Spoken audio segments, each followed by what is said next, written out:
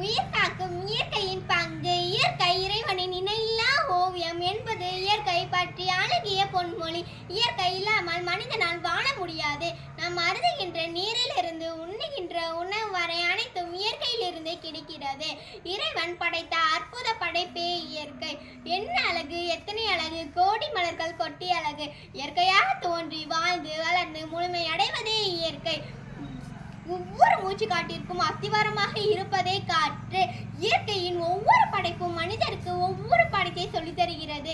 ஒளி தரும் சூரியன், குளிர் தரும் சந்திரன், மலைகளை தரும் வானம், அலைகளை தரும் கடல், பிரமிக்க வைக்கும் மலைகள், உயரமான சிகரங்கள், பூத்து குலுங்கும் மலர்கள், கடல்களை தரும் முத்துக்கள், பசுமை நிறைந்த இயற்கை காட்சிகள் அனைத்தும் இறைவன் கொடுத்த வரப்பிரசாதங்கள். உண்மையாகவும் இன்பமாகவும் இருக்கும் இயற்கையோடு இணைவோம். வீட்டிற்கு ஒரு மரம் வளர்ப்போம். மண் அரிப்பை தடுப்போம். மழை பெறுவோம். மரங்கள் சுத்தமான காற்று தந்து நம் உயிரை காக்கும். இந்த சமூகம் நம்மளுடையது. அது இயற்கை என்பது நமக்கு கிடைத்த வரம்.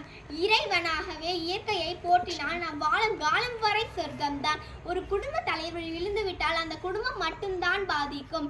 ஆனால் ஒரு மரம் விழுந்தால் பல தலைமுறைகள் பாதிக்கும். உலகில் உயிரினங்கள் வாழ்வதற்கு தீ, நிலம், காற்று ஆகிய பஞ்சபூதங்கள் தேவையாக உள்ளது. மரமும் காற்றும் மழைக்கு ஆதாரம். விண்ணின்றி பொய்ப்பின் விருநீர் உலகத்து உள் நின்று உடற்றும் பசி. ஆகையால் பசியின்றி வாழவும் தானம் தவம் ஆகிய இரண்டும் தொடர்ந்து நிலை பெற மழை நீர் அவசியமாகிறது. இயற்கை இல்லாவிட்டால் மனித இனமே அழிந்துவிடும். இயற்கையை பாதுகாப்பது தனி ஒரு மனிதனின் தலையான கடமைகள். காடுகளை அழிப்பதனாலும் கனிம வளங்கள் எடுப்பதனாலும் இயற்கை வளங்கள் சுரண்டப்படுகிறது. தொழிற்சாலை கழிவுகள், நெகிழிய பயன்பாடுகள், வாகனத்திலிருந்து வெளியேறும் புகை, காடுகளை அழித்தல் என பல காரணத்தினால் இயற்கை மாசடைகிறது. இயற்கையை நேசிப்பது மட்டுமல்லாமல் இயற்கையை பாதுகாப்பதும் அவசியம். உங்கள் தலைமுறைக்கு எப்படி சொத்து சேர்ப்பதை போல இயற்கையும் பாதுகாத்து வையுங்கள். ஜூலை 28ஆம் நாள் உலக இயற்கை வள பாதுகாப்பு நாளாக கொண்டாடப்படுகிறது. அல்ல குறையாத இயற்கை இவ்வுலகில் உள்ளது. மரங்களை வளர்த்து பூமியை பசுமையானதாக மாற்ற வேண்டும். உலகில் அதிக இயற்கை வளங்கள் நிறைந்த நாடு நம் இந்தியா.